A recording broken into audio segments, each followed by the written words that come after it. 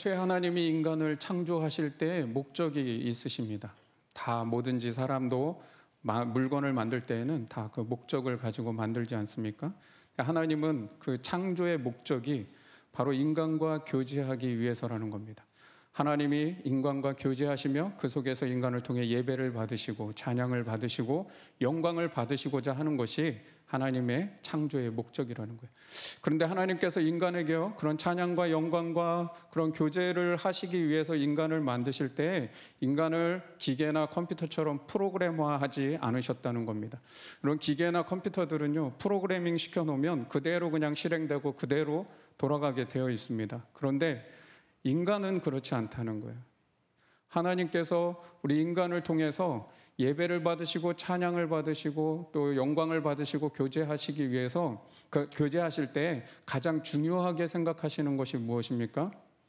하나님은요, 중심의 진실함을 원하는 거예요. 너희가 아무리 많은 예배를 드리고 많은 찬양을 드리고 많은 영광과 재물을 돌릴지라도 그 중심의 진실함이 빠진다면 하나님 영광 받으시지 않으시는 거예요.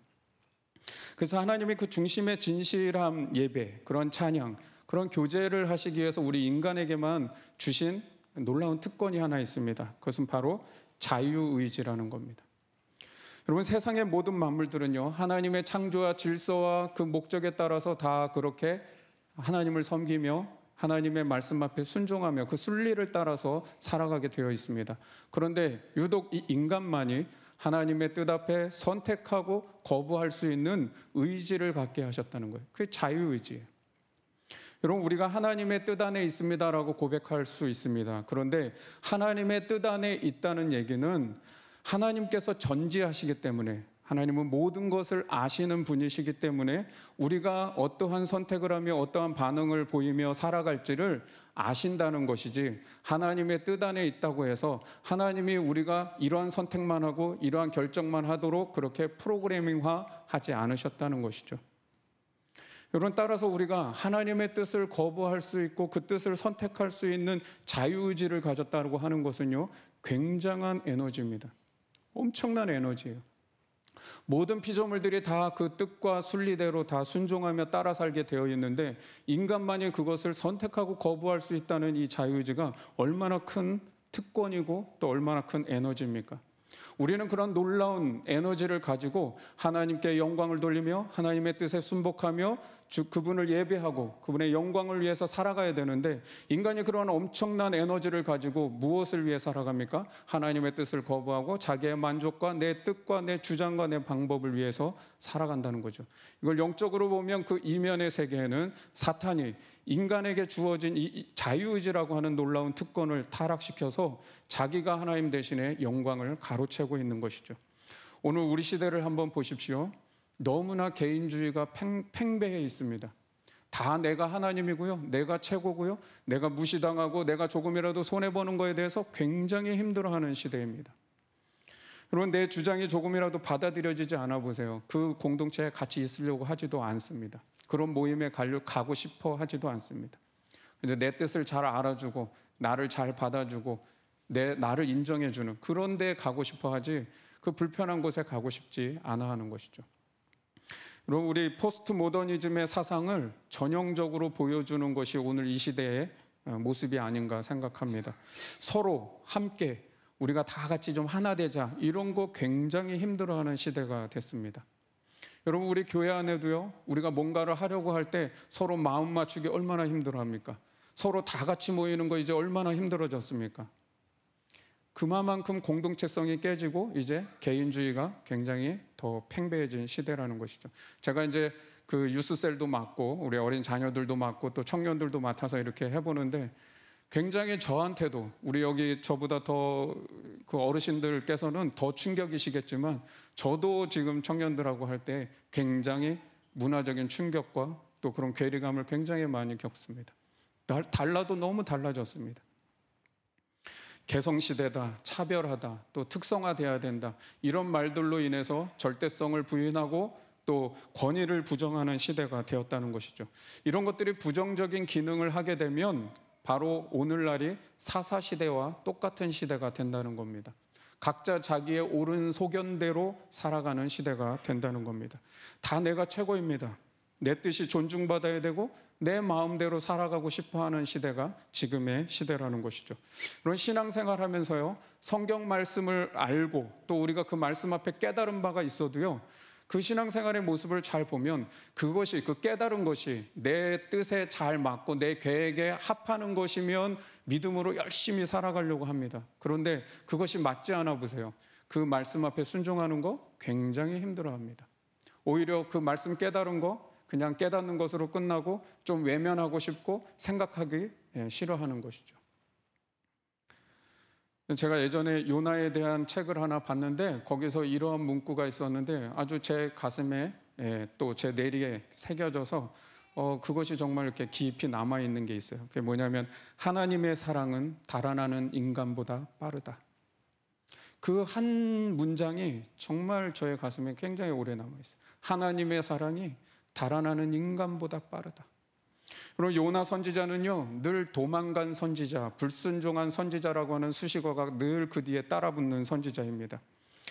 하나님의 마음은 니느웨를 어떻게든 구원하시고자 하는 그 간절한 마음, 그 니느웨를 불쌍히 여기는 마음이 있으신데 하나님의 그 뜻과는 상관없이 오히려 이 요나는 다시스로 도망하고자 했다는 것이죠. 그런데 다시스로 도망하는 그 요나의 다름질보다 하나님의 사랑의 다름질이 더 빨리 가서 요나를 오히려 붙들어 주시고 요나를 위해서 큰 물고기를 준비하사 마침내는 하나님의 뜻 가운데 세우시는 역사를 보게 된다는 것이죠. 우리도 오늘날 얼마나 하나님의 뜻보다 내 뜻대로 살아가고 내 옳은 소견대로 살아가고 싶은 마음이 얼마나 많이 있습니까? 내 주장대로, 내 옳은 소견대로, 내 방법, 내 고집, 이거 그대로 붙들고 살아가고 싶어 하죠. 하나님의 뜻 깨달은 거 있어도 조금 내 뜻과 맞지 않으면 그거 뒤로 하고 싶어 합니다. 그런 우리를요, 하나님이 그대로 두지 않으시고 하나님의 사랑의 다름질이 우리의 인생에 앞서 가셔서 우리를 위해 큰 물고기를 예비하시고 마침내는 우리도 하나님의 뜻 가운데 세워 그 뜻을 이루는 삶을 살게 하신다는 겁니다. 우리는요, 이렇게 생각합니다. 내가 생각한 대로만 되면 모든 것이 다 잘 될 거라는 생각 쉽게 갖습니다. 사업을 하거나 직장 생활을 하면서도 이 일만 좀 잘 풀리면, 요번 이 일만 좀 성사되면 모든 것이 다 좋아질 것이다, 그런 생각을 할 때가 많이 있습니다. 근데 요나도 그랬다는 겁니다. 내가 다시스로만 가면 하나님의 얼굴을 피해서 내가 그 원수의 민족들, 그 니느웨를 향해서 하나님의 구원의 메시지를 선포하지 않아도 되겠다라는 그 생각을 가졌습니다.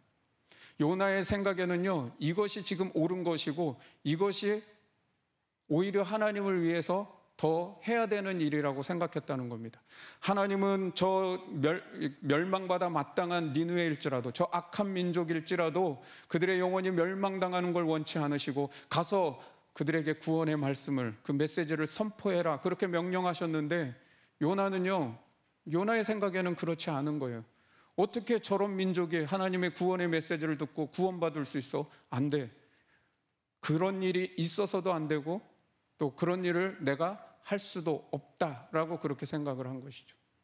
그래서 어떻게 해요?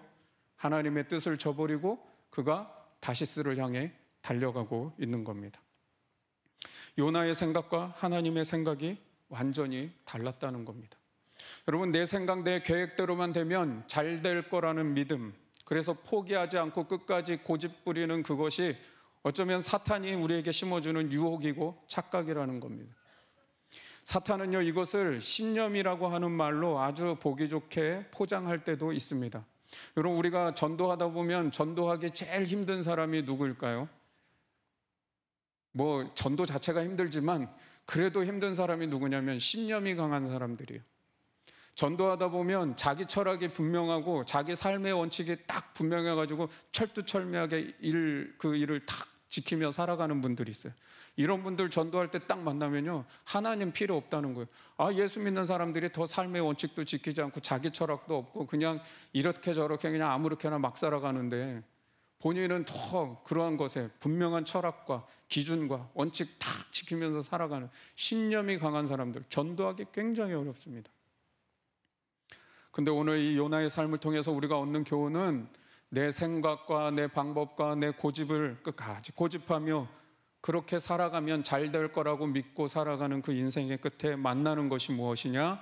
물고기 뱃속이라는 겁니다.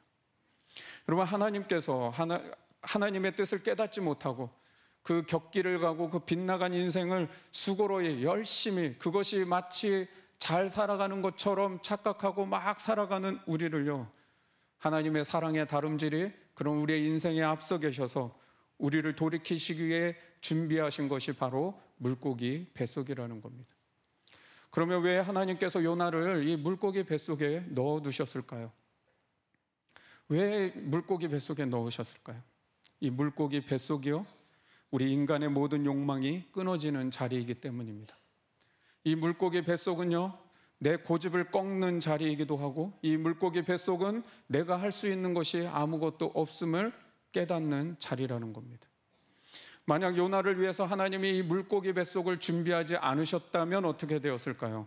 그러면 그 요나는 그 망망한 바닷 가운데 던져져서 그저 죽을 수밖에 없었다는 것이죠. 그러나 하나님의 사랑이 그 도망하고 있는 요나의 다름질보다 훨씬 더 빨리 달려가셔서 그의 인생에 앞서 물고기 뱃속을 준비하셨다는 겁니다.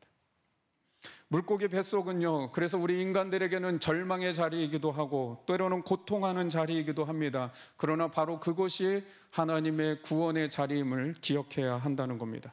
만약 그 고통스러움 때문에 내가 그 물고기 뱃속에 들어가지 않으려고 발버둥 친다면 오히려 그 인생에 더 고통스러운 일들이 찾아온다는 것이죠. 3, 4살 된 아기가요, 걸음마를 배워서 아장아장 걷기 시작할 때 그 걷는 게 얼마나 재밌어요. 그래서 그 아이가 걷기 시작하면 이리도 뛰고 저리도 뛰고 앞뒤 구분하지 못하고 막 달려가죠. 그런데 바로 그 아이가 달려가고 있는 앞에 찻길이 있고 계단이 있다면 어떻겠어요? 엄마가 그 아이보다 더 빠른 다름질을 통해서 그 아이를 낚아채고 붙들지 않겠습니까? 이것이 바로 하나님의 사랑의 다름질이라는 겁니다. 하나님께서 그 사랑의 다름질을 통해서 물고기 뱃속을 준비하시고 이 요나를 그 물고기 뱃속 가운데 두사 다시금 그가 돌이켜 하나님의 뜻 가운데 세워질 수 있도록 인도하신다는 겁니다. 오늘 요나서 1장 17절 말씀을 다시 한번 보겠습니다. 여호와께서 이미 큰 물고기를 예비하사 요나를 삼키게 하셨으므로, 여호와께서요 이미 큰 물고기를 예비했다고 말씀합니다. 이미 예비하신 것, 바로 이것이 하나님의 사랑의 다름질이라는 거예요. 요나보다 더 빨리 달려가고 계신다는 것이죠. 여러분, 우리는 생각합니다. 그러면 꼭 물고기 뱃속뿐이 없습니까?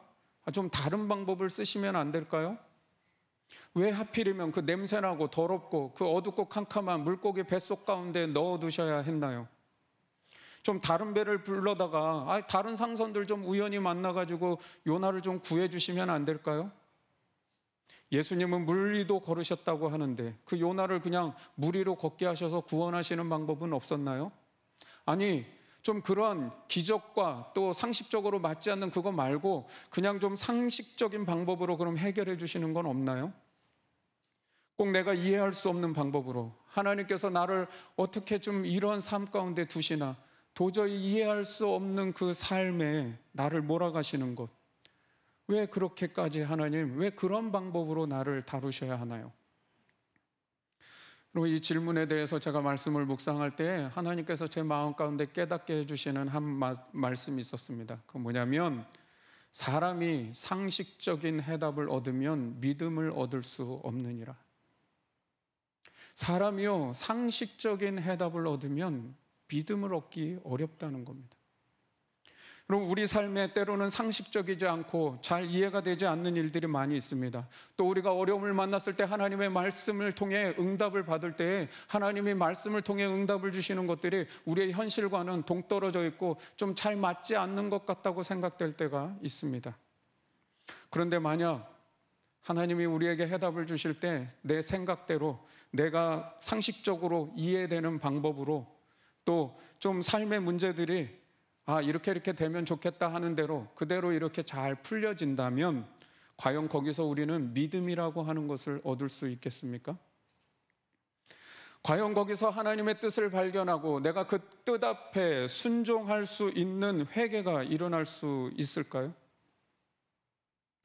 만약 요나가 그 물고기 뱃속에 들어가지 아니하고 오히려 하나님이 다른 방법을 예비하사 그냥 지나가는 어느 상선을 만나가지고 건짐을 받았다고 생각해 보십시오. 저는 그렇게 한번 그 말씀을 다시 한번 들어가서 상상을 해보니까 이랬을 것 같아요. 요나가 그 선원들에게 아이고 내가 정말 여기서 죽는 줄 알았는데 저를 이렇게 구해주셔서 감사합니다.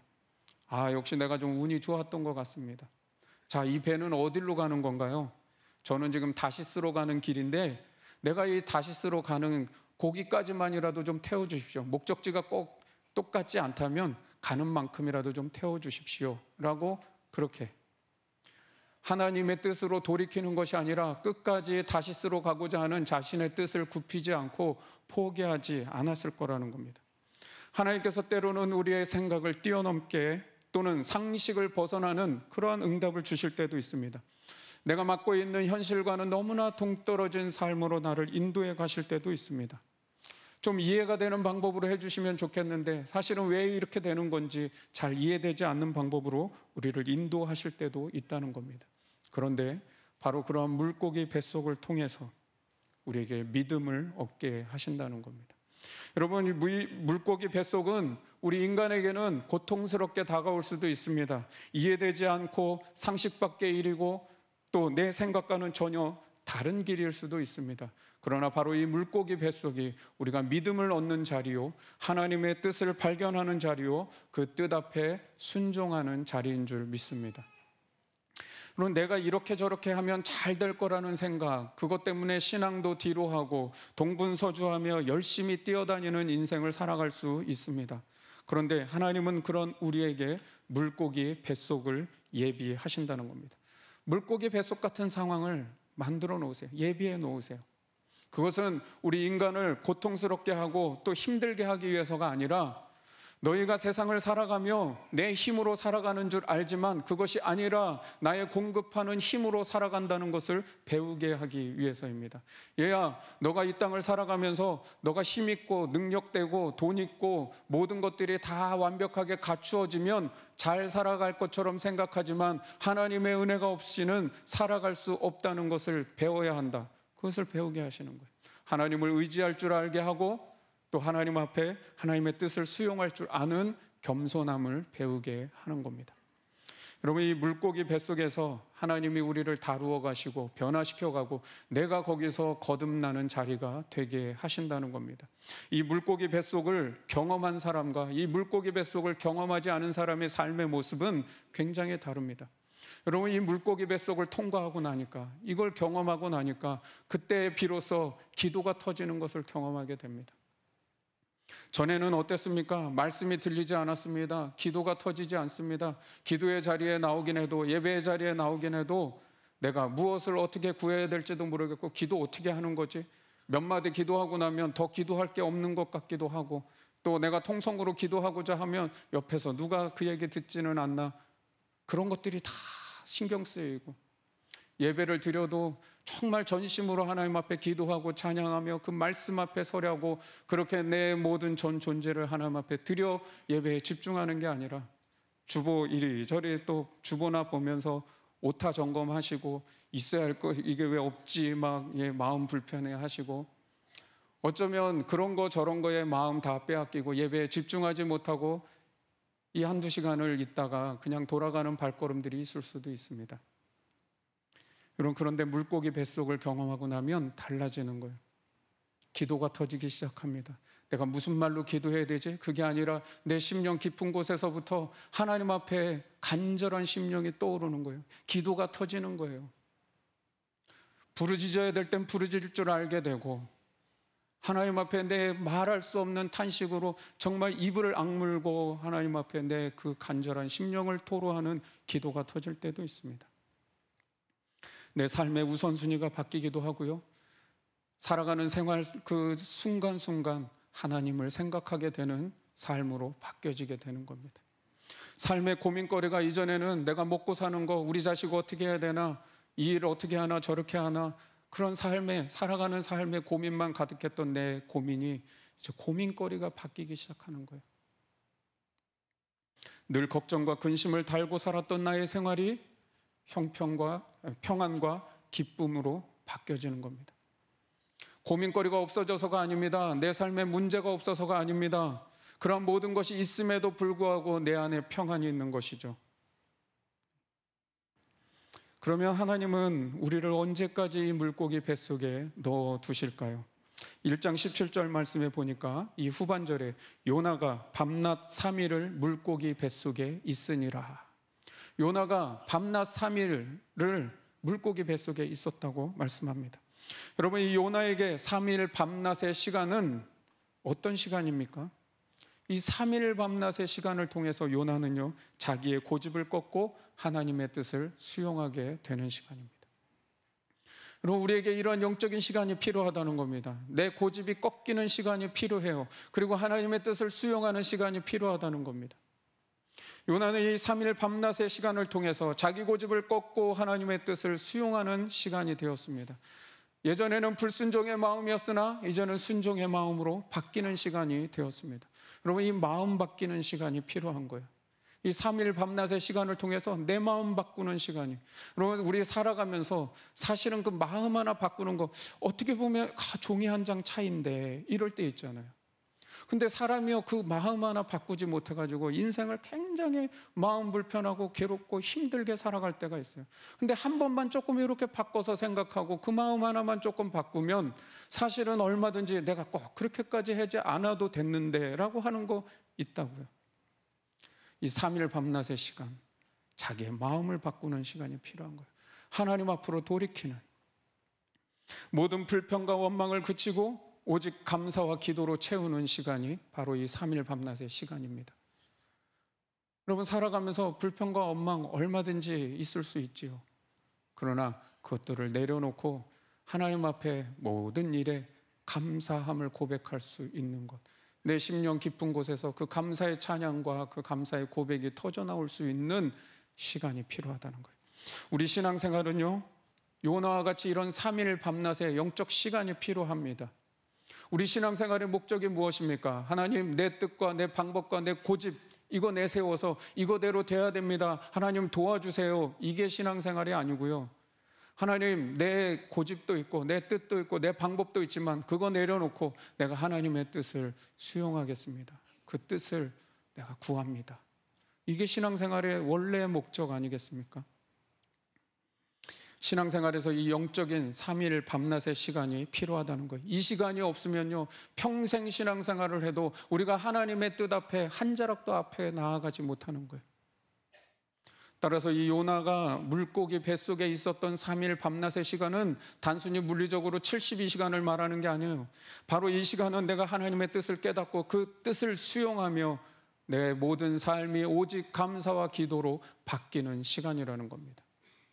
여러분, 그러면 요나가 이 3일 밤낮 물고기 뱃속에 있으면서 구체적으로 어떤 변화를 경험했을까요? 첫 번째, 이 요나의 첫 번째 변화는 기도의 사람으로 변화되었다는 겁니다. 기도의 사람으로. 여러분, 본문 1절과 2절 다시 한번 보시면 1절 말씀에는 요나가 물고기 뱃속에서 그의 하나님 여호와께 기도하여 이르되, 요나가 어디서요? 물고기 뱃속에서 하나님 앞에 기도하기 시작했다는 거예요. 기도가 터져나오기 시작한 거예요, 비로소.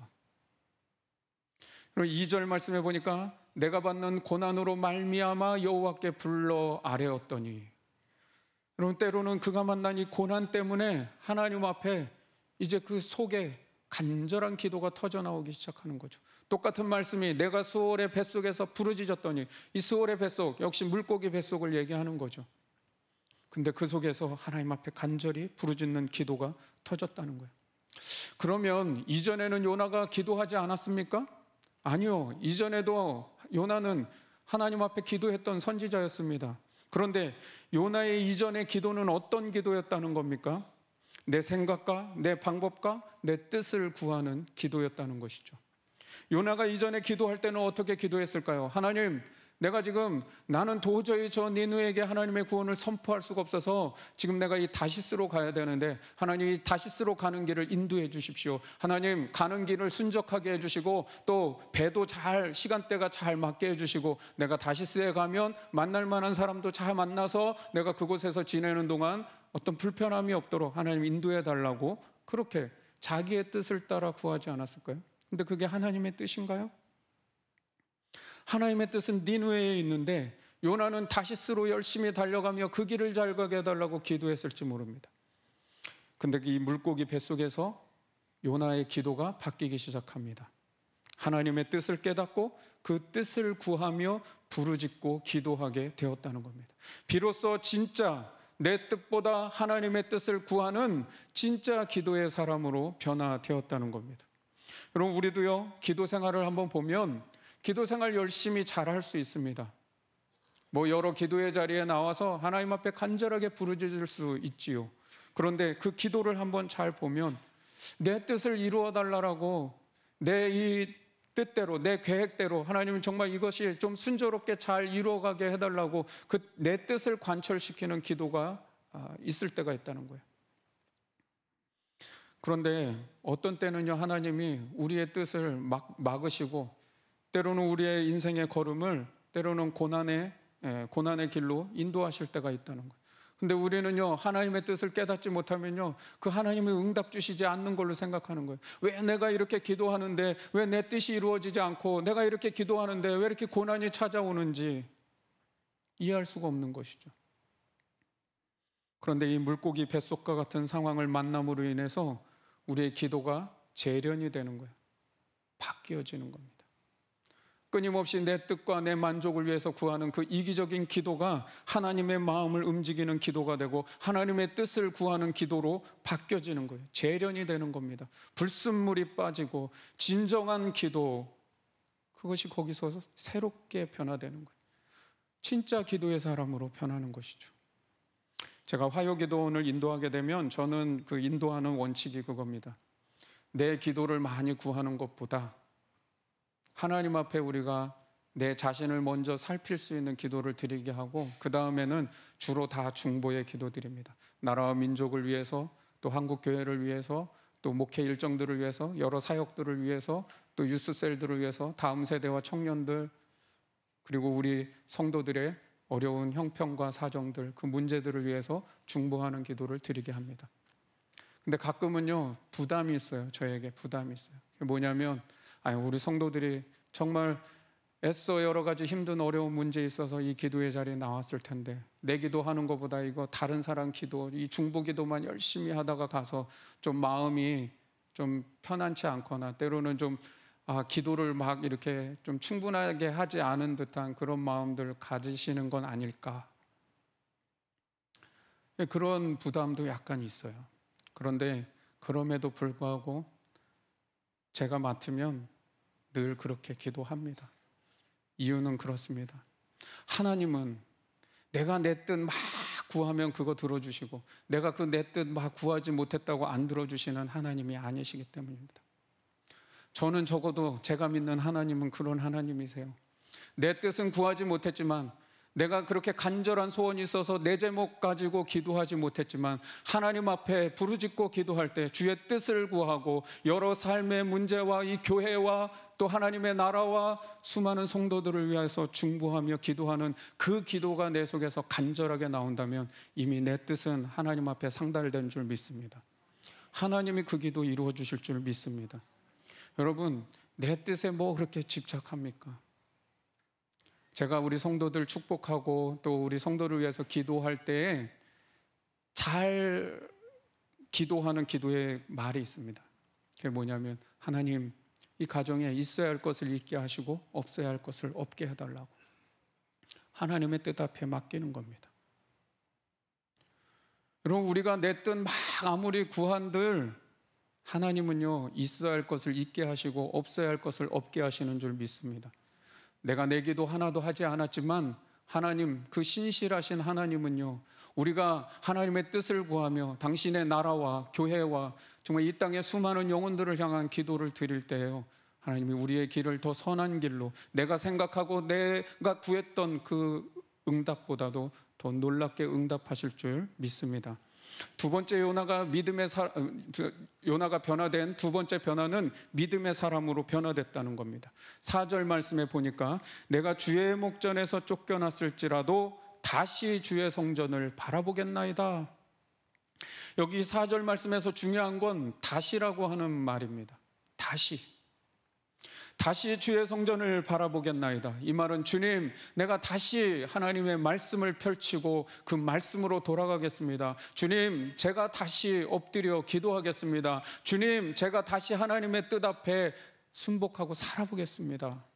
그 마음을 돌이키는 것이죠.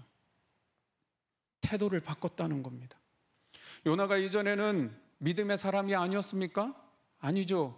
이전에도 요나는 믿음의 사람이었습니다. 그런데 이전의 요나의 믿음은 어떤 믿음이었습니까? 요나서 1장 3절 말씀 같이 한번 보겠습니다.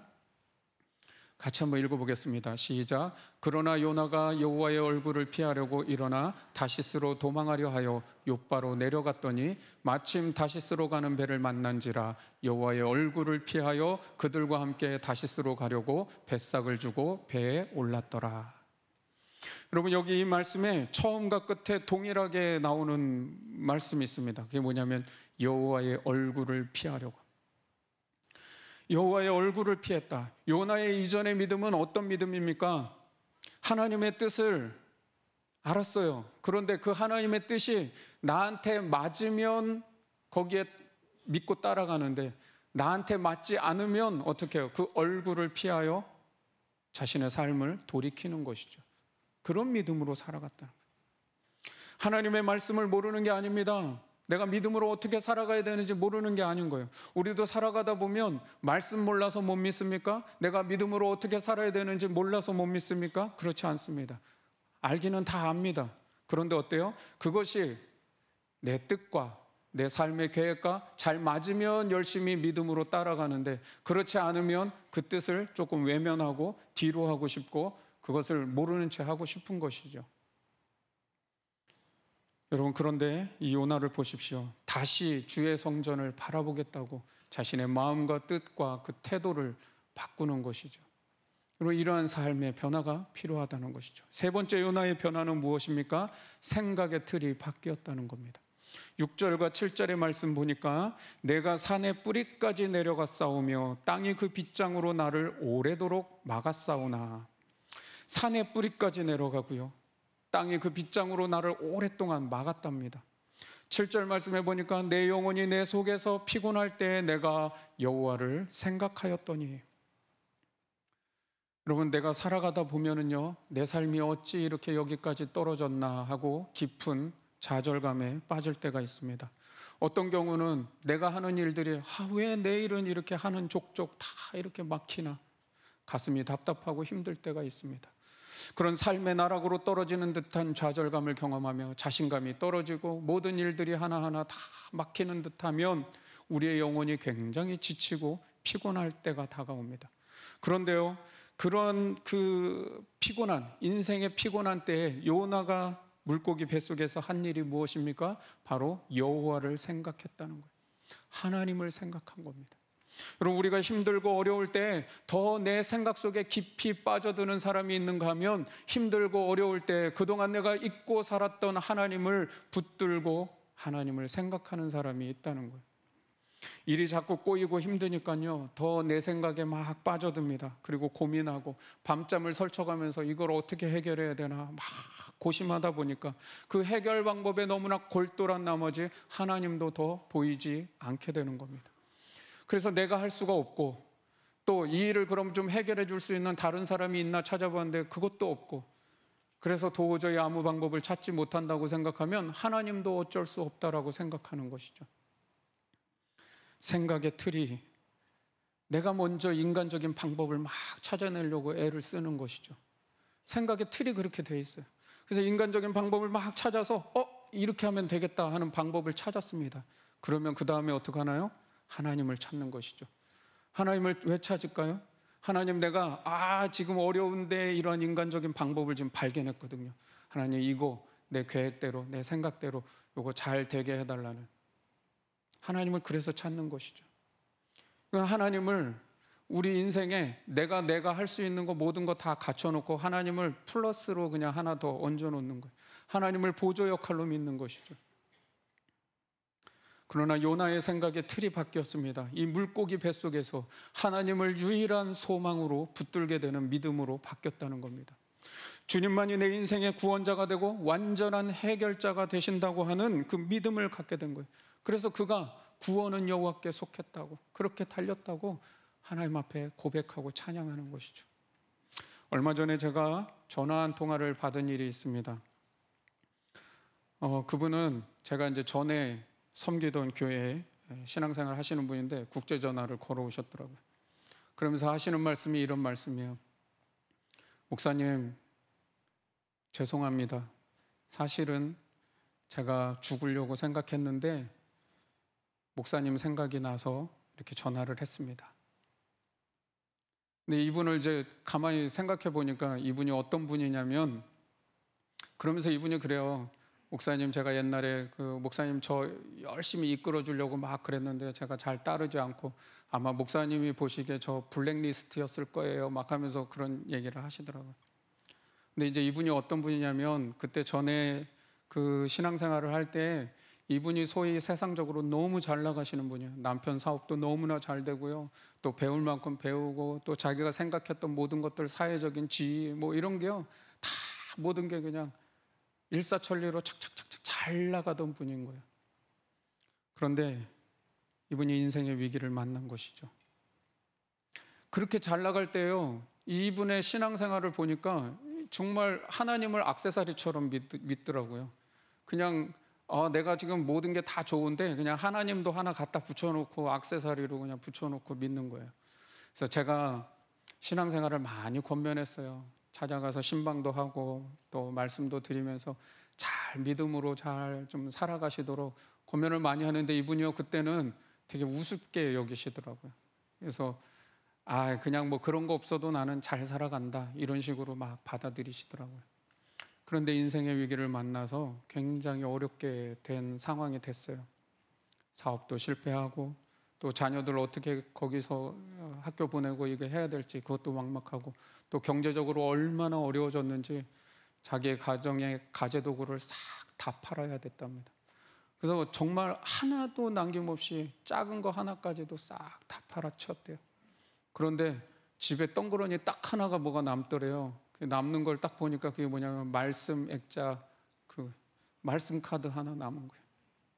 근데 그게 뭐냐면, 제가 예전에 그분 가정에 신방 갈 때 말씀 액자를 만들어서 그 말씀 액자 드렸는데, 이분이 그거 하나가 남은 거예요.